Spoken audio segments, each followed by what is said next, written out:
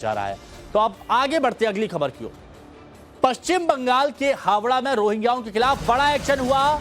Santragachi station से 4 Rohingya गिरफ्तार हुए। एक नाबालिग समेत 4 रोहिंग्याओं को गिरफ्तार किया गया है।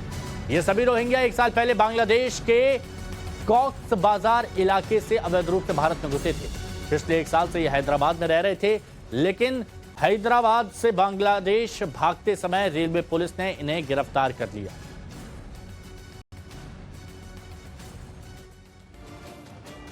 जवाहरलाल नेहरू यूनिवर्सिटी से 114 पन्नों की एक रिसर्च सामने आई है, जिसमें आंकड़े चौंकाने वाले। अब ये रिपोर्ट क्या कह रही है? देखिए, ये रिपोर्ट कह रही है कि बीते 10 सालों में देश की राजधानी दिल्ली बहुत बदल गई। ना सिर्फ बदल गई, बल्कि डेमोग्राफी ही चेंज हो गई। घुसपैठ पर ग्राउंड रिपोर्ट आपके सामने।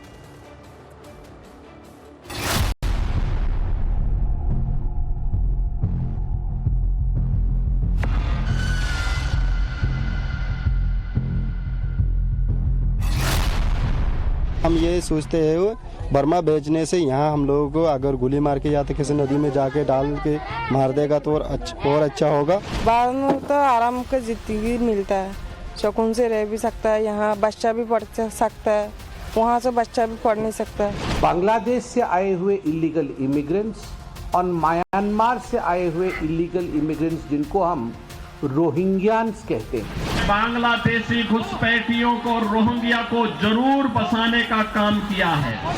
ऐसा एक दिन नहीं चूकता जिस दिन देश के किसी कोने से अवैध घुसपैठियों को पकड़ने, उन्हें गिरफ्तार करने और बांग्लादेश की सीमा पर छोड़ने का काम भारत सरकार को न करना पड़ता हो।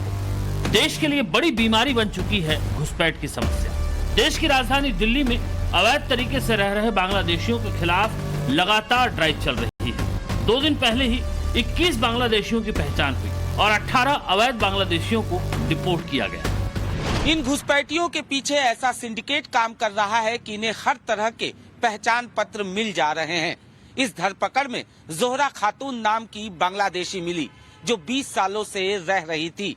आई भी अवैध तरीके से थी, वीजा भी खत्म हो गया था, लेकिन पूरी ठसक से रह रही थी। लेकिन अब चिंता बड़ी नहीं, बहुत बड़ी हो चुकी है। इन घुसपैठियों ने दिल्ली की आबादी में जबरदस्त तरीके से सेंधमारी कर दी है।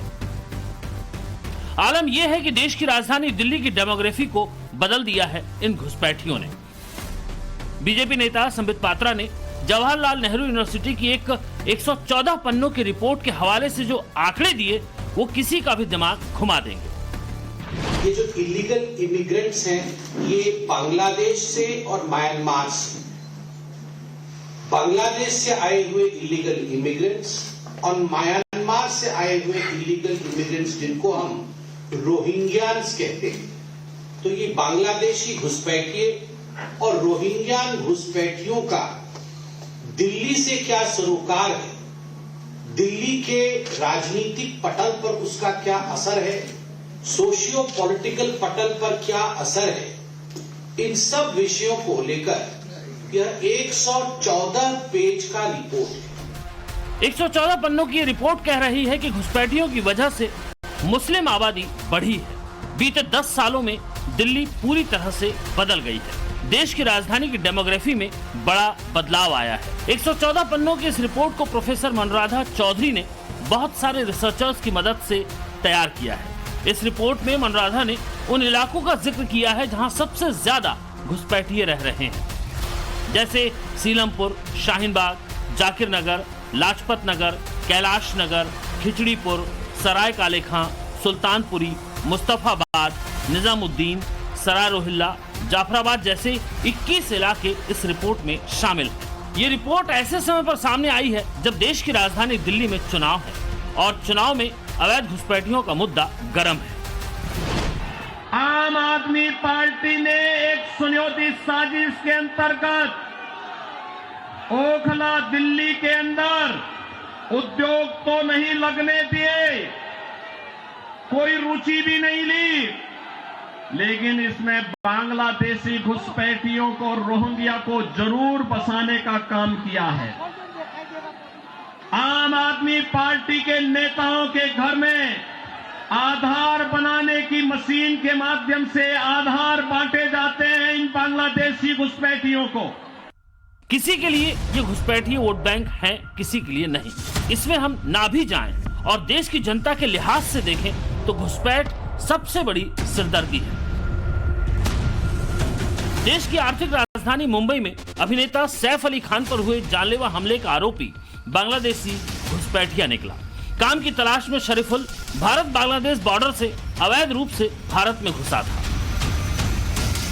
शरीफुल सबसे पहले मेघालय पहुंचा, इसके बाद वो कुछ वक्त तक पश्चिम बंगाल में नाम बदल कर रहा। पश्चिम बंगाल में इसने वहां के स्थानीय निवासी से पहचान पत्र लिया और मुंबई का सिम कार्ड बनवा लिया। मुंबई में वो ऐसी जगहों पर नौकरी करने लगा जहां दस्तावेजों को दिखाने की जरूरत ना पड़े। शरीफुल इकलौता नहीं, इस जैसे घुसपैठ, लेकिन अब चिंता बड़ी नहीं बहुत बड़ी हो चुकी है। इन घुसपैठियों ने दिल्ली की आबादी में जबरदस्त तरीके से सेंधमारी कर दी है। आलम यह है कि देश की राजधानी दिल्ली की डेमोग्राफी को बदल दिया है इन घुसपैठियों ने। बीजेपी नेता संबित पात्रा ने जवाहरलाल नेहरू यूनिवर्सिटी की एक 114 पन्नों की रिपोर्ट के हवाले से जो आंकड़े दिए वो किसी का भी दिमाग घुमा देंगे।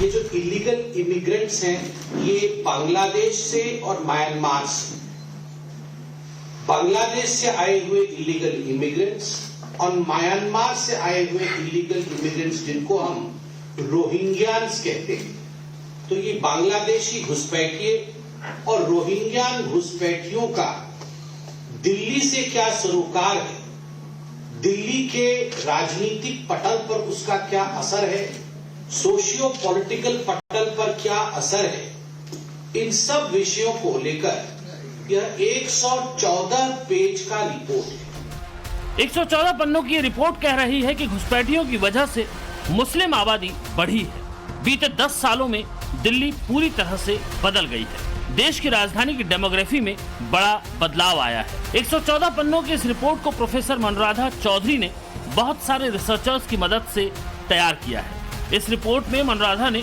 उन इलाकों का जिक्र किया है जहां सबसे ज्यादा घुसपैठिए रह रहे हैं, जैसे सीलमपुर, शाहीनबाग, जाकिर नगर, लाजपत नगर, कैलाश नगर, खिचड़ीपुर, सराय काले खां, सुल्तानपुरी, मुस्तफाबाद, निजामुद्दीन, सराय रोहिल्ला, जाफराबाद जैसे 21 इलाके इस रिपोर्ट में शामिल हैं। ये रिपोर्ट ऐसे समय पर सामने आई है जब देश की राजधानी दिल्ली में चुनाव है और चुनाव में अवैध घुसपैठियों का मुद्दा गर्म है।